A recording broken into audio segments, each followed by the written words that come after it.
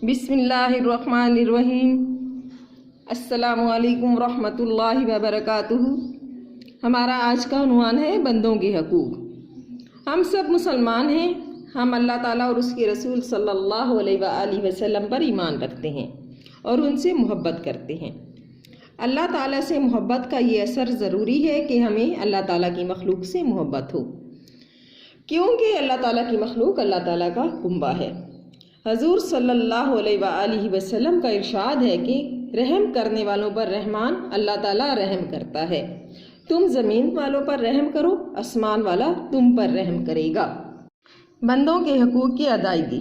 हजूर सल्लल्लाहु अलैहि वसल्लम जो दीन लेकर आए हैं, इसकी खूबी ये है कि इसमें इंसानी ज़िंदगी के तमाम शोबों से मुतल्लिक साफ़ और वाज़िया हिदायत दी गई हैं।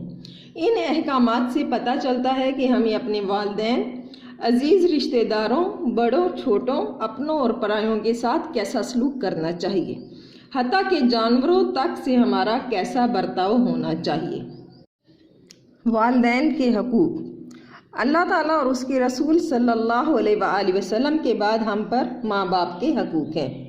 उनका सबसे अहम हक़ ये है कि हम उनका अदब व एहतराम करें, इनके साथ अच्छा सलूक करें, हमेशा वालिदैन के फरमाबरदार रहें।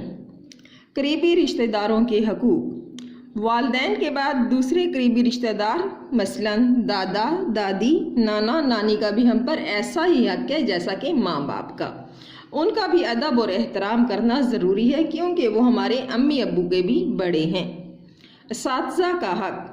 हमारे असातिज़ा का भी हम पर बहुत बड़ा हक़ है, क्योंकि वो हमें इल्म सिखाते हैं, हमें सही और गलत का फ़र्क समझाते हैं और हमारी अच्छी तरबियत करते हैं। लिहाजा उनका अदब करना और उनकी बात मानना भी बहुत ज़रूरी है।